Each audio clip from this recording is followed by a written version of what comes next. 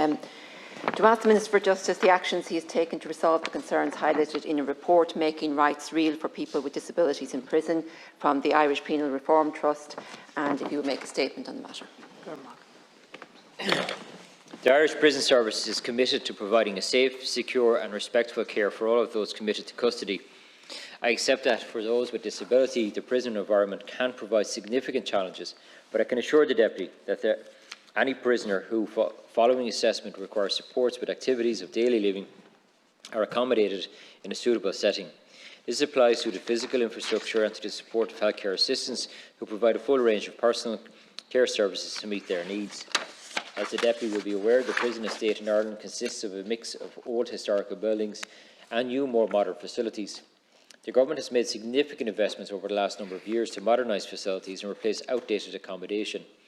New prison developments include dedicated accommodation suitable for people with disability or mobility issues. These cells are on the ground floors and are equipped to meet the needs of the user. For example, the modern prison buildings in Limerick, Cork and the Midlands and Wheatfield Prison include accessible accommodation, and the Doka Centre has 30 cells which are wheelchair accessible. In addition, the refurbishment of the training unit at Mountjoy included the instalment of 2 new high-dependency suites should a prisoner require full nursing care, and the Irish Prison Service has a part of its fleet wheelchair-accessible transport.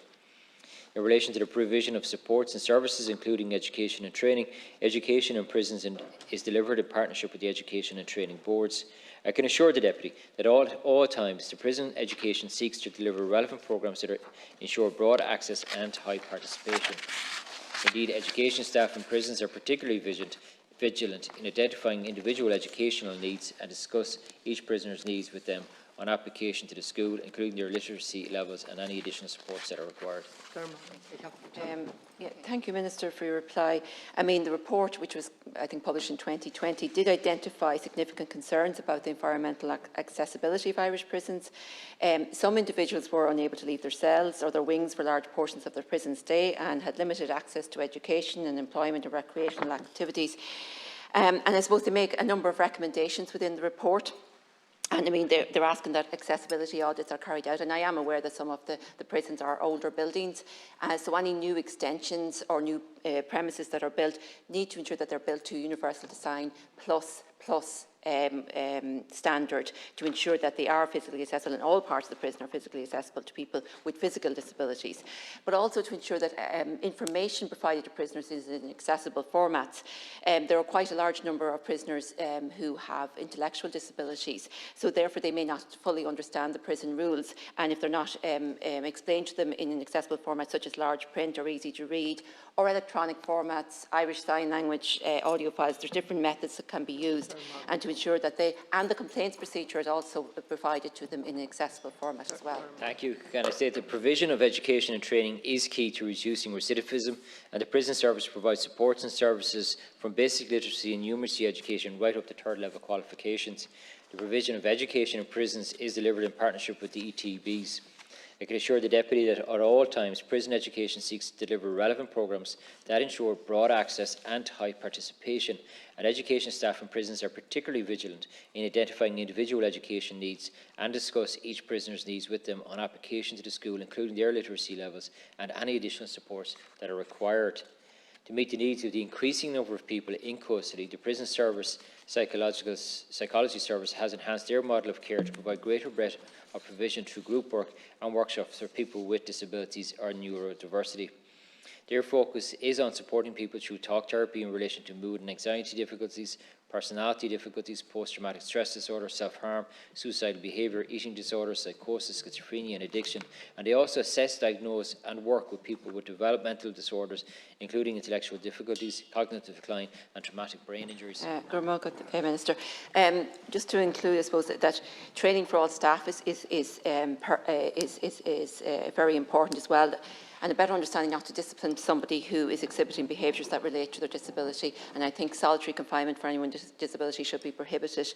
And we also provide quiet cells for those with sensory issues as well.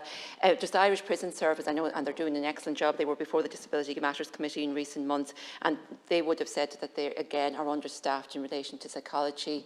They've said they have 2,000 people on a waiting list, or, well, using the services are on a waiting list, but a substantial substantial number of those were on a waiting list, so that needs to be addressed. And they also would have made the point that the large number of people with mental health issues in prisons might not be even there if they got the proper supports in society.